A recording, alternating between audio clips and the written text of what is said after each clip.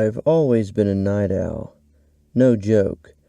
As early as I can remember, I've had trouble falling asleep. "You have an overactive mind," my teachers would say. I would lay in bed at night, thinking of things I had done and the encounters I had during the day. I would toy with them over in my mind, always wondering what I could have done and what might have happened differently if I had changed one little word in a conversation. What if, you know? I guess it's the same thing all insomniacs tend to do, rather than shutting their minds off and falling asleep. I started crawling into my closet to read books or draw pictures by flashlight till 3 or 4 a.m. Mainly so my mother couldn't tell I was still up. She was a night owl too. Maybe it's a genetic thing. I don't know. I used to think it was a good thing because I was smarter than the rest of the kids in my class. They even took me out of my regular classes and threw me in an academically gifted class. There were only 3 of us out of the whole school privileged enough to be placed in that class. Like I said, I used to think it was a good thing, being a night owl, but now I regret it. It all started at the beginning of my freshman year in college, at the tender age of 17. Sounds a bit young, I know, but my birthday landed late in the year. They tried to get me to skip a grade back in high school, but my mother refused. She said I was already younger than anyone in my class. Besides, I would have been more uncomfortable being 16 starting college. Anyway, I'd just gotten my apartment situated with all my stuff, and I was eager to start living alone. Finally independent. An actual bona fide grown-up. I was finally free to do what I wanted when I wanted to do it, with no one telling me what I could and could not do. Those were the days. Too bad that feeling was very short-lived. There happened to be some weirdo living in the apartment below me. Now, when I say weird, I'm not talking about how he was dressed. Hell, I never even saw his face, let alone what he looked like. Come to think of it, no one had. Anyway, the main problem with him was the smell coming from his apartment. Every morning I'd wake to this god-awful smell seeping through the floor. I can feel my gorge start to quiver just in remembrance. I had talked with the guy above me, Jeff, and the 2 hot girls in the apartments beside me, Heather and Jennifer, at a party one night. Turns out the whole apartment complex seemed to complain about the smells coming from his apartment. Now, when I say hot girls, I'm talking smoking hot. Jennifer was the cutest. She's the one that actually invited me to the party. One day, as I was walking past her open apartment door on my way to class, she stopped me. "Hey you," she yelled. She was half-dressed, and I could see through her paper-thin white t-shirt as she got up off her couch. "You're the new guy who just moved in beside me, right?" "Yeah," I replied nervously, staring at her perfect body, trying to act cool as I literally finished undressing her in my mind. "Why don't you come over tonight? I'm throwing a party celebrating the new school year." "Sure," I said, jerking my eyes up to meet hers. "What time?" 8 or 8:30. "Most everyone that's coming will be here by then," she said as she ran her petite fingers through her golden blonde hair. "Bring some beer if you can. This is going to be one night to remember." I'll see what I can do," I said as my eyes slid across her shoulders over her clavicle and into her shirt. 8 o'clock, right?" "Yeah, between 8 and 8:30, she said. She laughed while tilting her hips to the right and placing her hand on her waist as she tossed her golden hair with the other.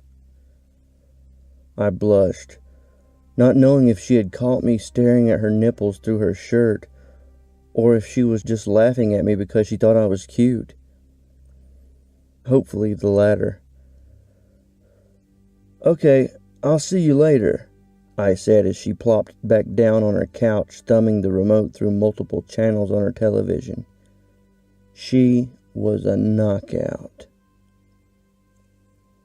I actually fell asleep pretty fast that night after the party, but I had a strange feeling, like I was flipping over and over, falling backward into pitch blackness. My head spinning uncontrollably. I woke up the next morning with the worst hangover I've ever had in my life. The first hangovers are the worst, they say. I felt like puking. I ran to the bathroom and gripped the porcelain. Then it happened. I smelt that god-awful smell coming from the apartment below. The contents that had rested in my gut from the night before came spewing out of my mouth into the cool, clear, crystalline liquid that lurked in the toilet bowl below me. I gotta figure out how to fix that creep downstairs, I thought in my head as I finished dry heaving over the toilet bowl. I had just put my shirt on and was pulling up my Wranglers when it came to me. I knew what to do. It was so simple. And the best part was, I could do it without him or anyone else knowing it was me. I drove over to the store after my classes and picked up a universal remote. I was a genius. Or so I thought. I couldn't wait to get back to my apartment and try out my mischievous plan. I went outside later that night, or early morning really, at 3 a.m.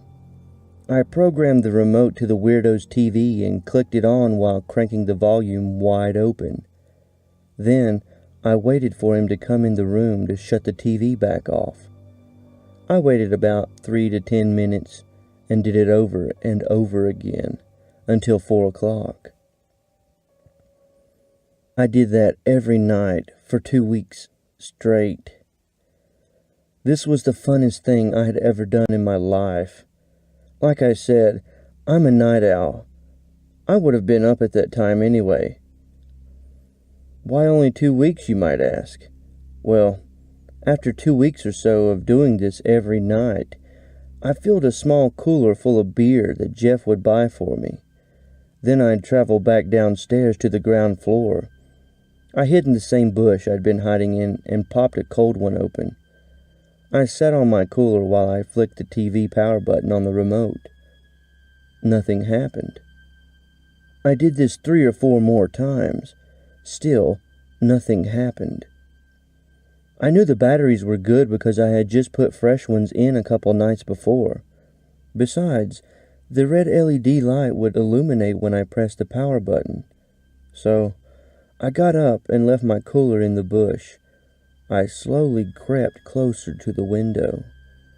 When I got there and peered through the glass, I saw the television looked different. I tried the remote one more time. Still nothing. That's when I noticed that the brand printed on the TV was different from the one I had programmed into the remote. The bastard had replaced his TV. Of course he did. The damn thing kept turning on in the middle of the night. I read the new TV brand and quickly crept back to my seat in the bush. I fumbled through the little paper code booklet that came with the remote stashed in the battery compartment. Samsung. I started cycling through each code until the TV turned on. I cranked the volume up to the max. A few minutes later, the weirdo came in and shut the television off. I chuckled again. This was the best prank I had ever thought of. Now, what was the name of this VCR? Oh yeah, it was an Emerson POS. Probably wasn't in my code book. I looked anyway, and it was.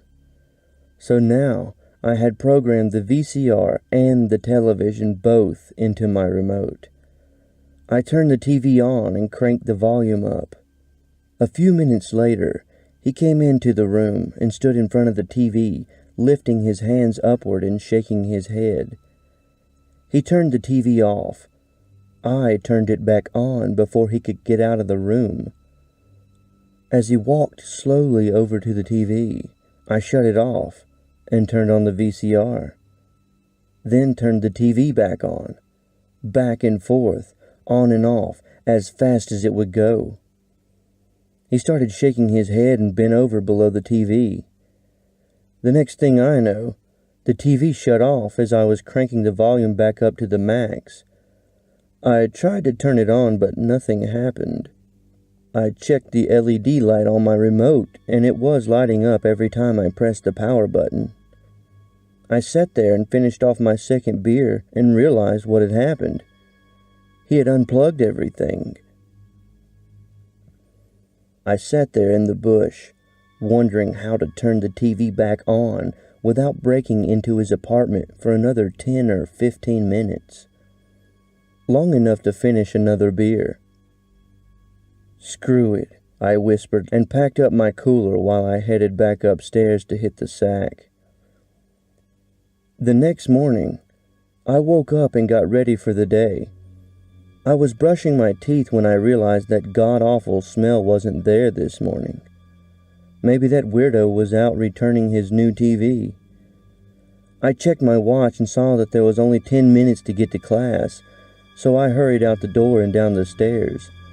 I glanced over towards his apartment and chuckled to myself. "I guess I'll just have to find a new code tonight," I said as I hopped in my car and drove off to school. Later that night, I filled my little cooler full of beer and went back downstairs to the ground floor. I hid in the same bush I'd been hiding in and cracked a cold one open. I sat on my cooler while I flicked the TV power button on the remote. Again, nothing happened. "Ah, come on," I loudly whispered. The red light on the remote was working, so I slowly crept towards the window again, leaving my cooler in the bush.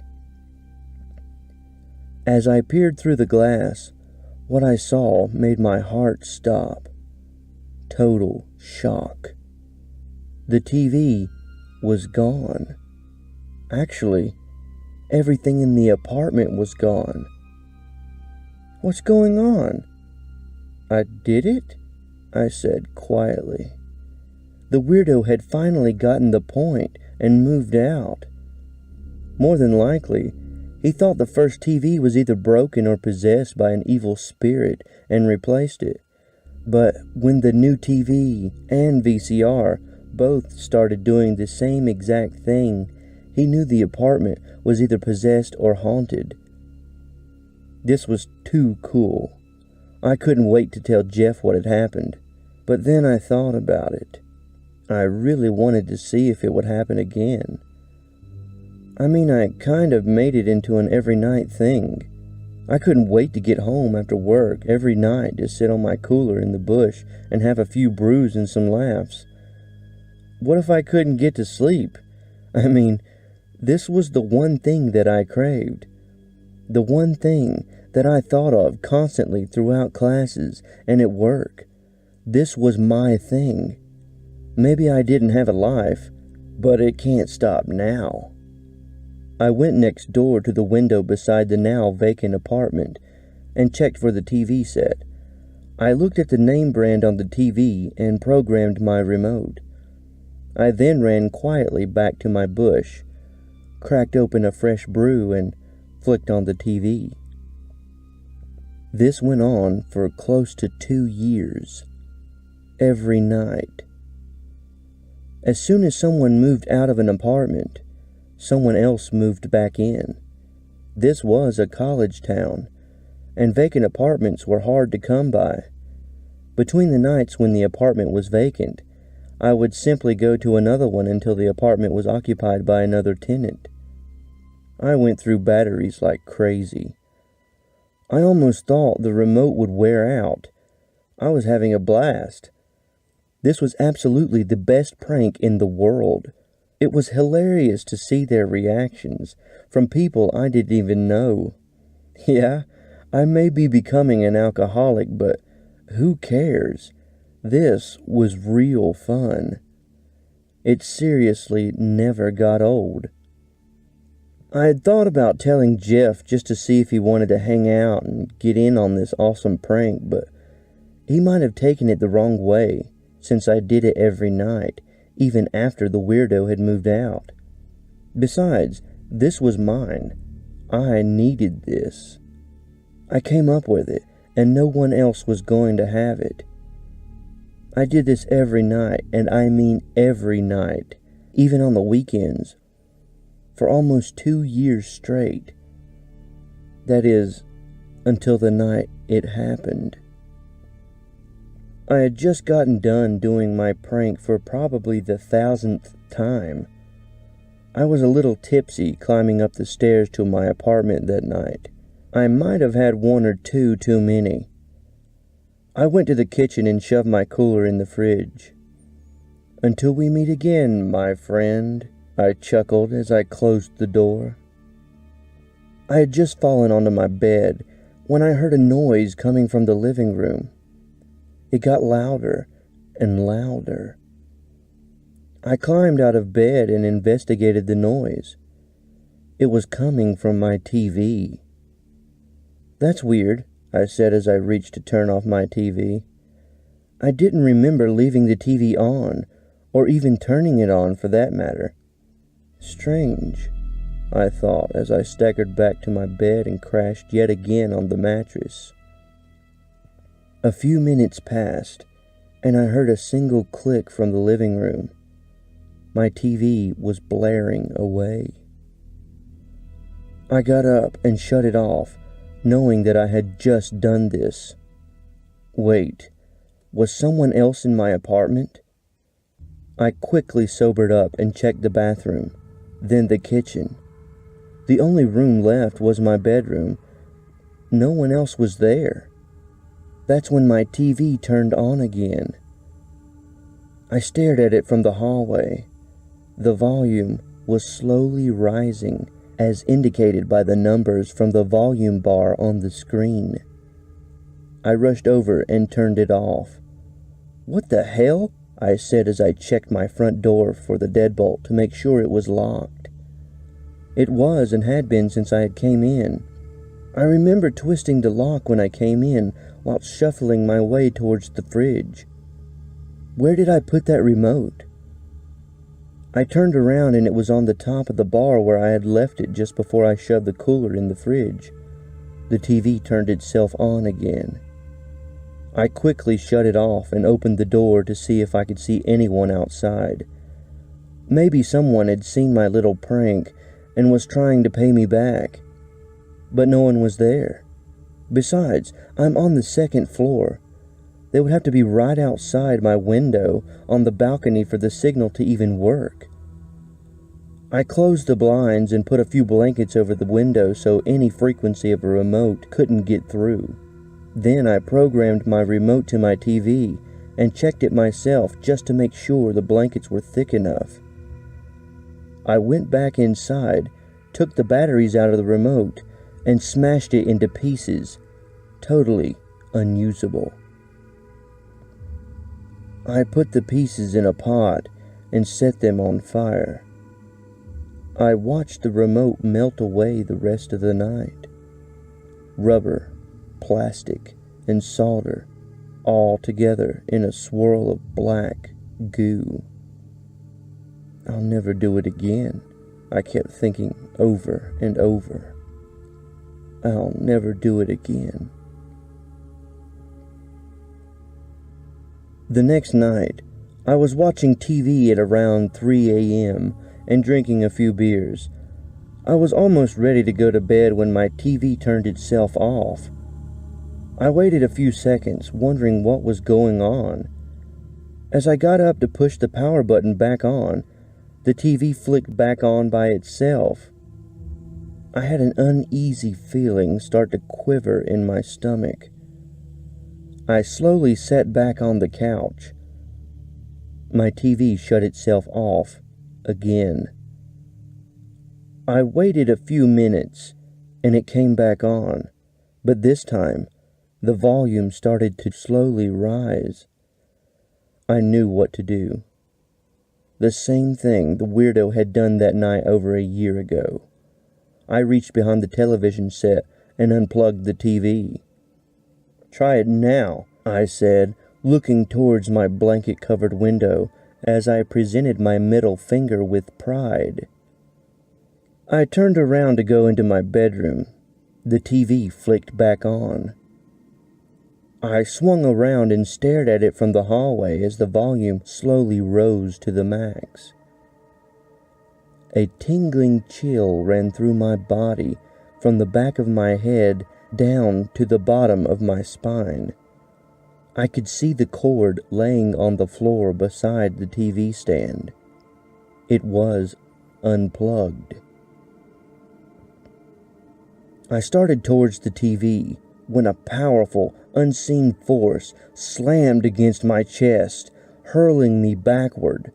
I flew across the room and into my bedroom closet as the door slammed shut behind me. The next morning, I crawled out of my closet. I quit school and packed up my stuff as soon as dawn broke. I still have a massive scar across my chest to this day, plus a few other scratches and scars. I left that apartment complex and bought a handgun. I eventually moved to a cabin in the mountains. I'm not sure what became of Jeff, Jennifer, or Heather. I never went back. The reason I'm recording this right now is to let somebody know what happened. It's 3:06 a.m. and my TV keeps turning itself on and off.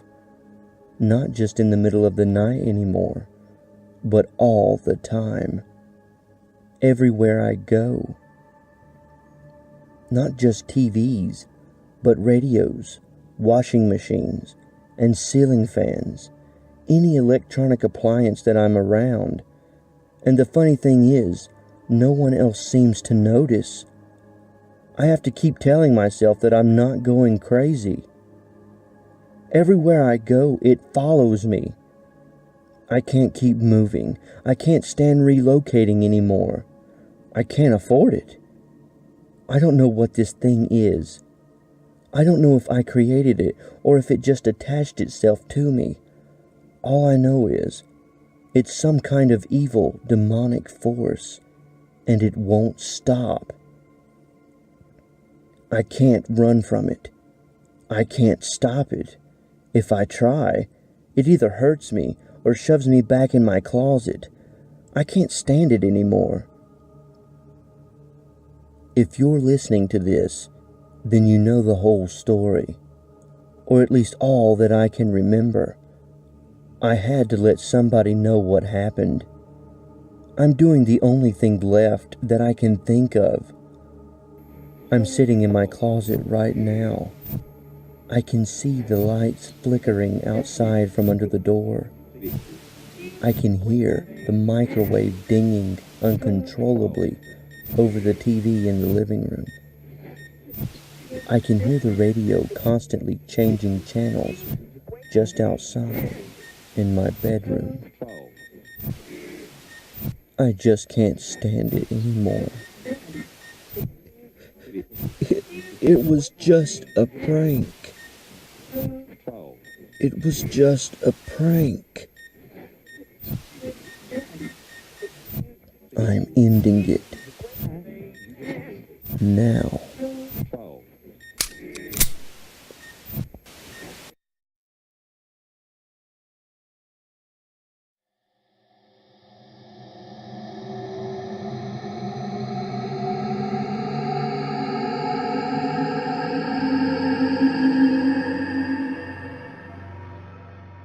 Hello, listener. If you've made it this far, why not follow me on Twitter at CreepyPastaED? Don't forget to click the link to subscribe, if you dare. And if you have a creepypasta or any chilling, creepy, spine-tingling story you want to be heard, send it to CreepyPastaED@gmail.com. Look me up on the CreepyPasta Amino app. And remember, don't fall.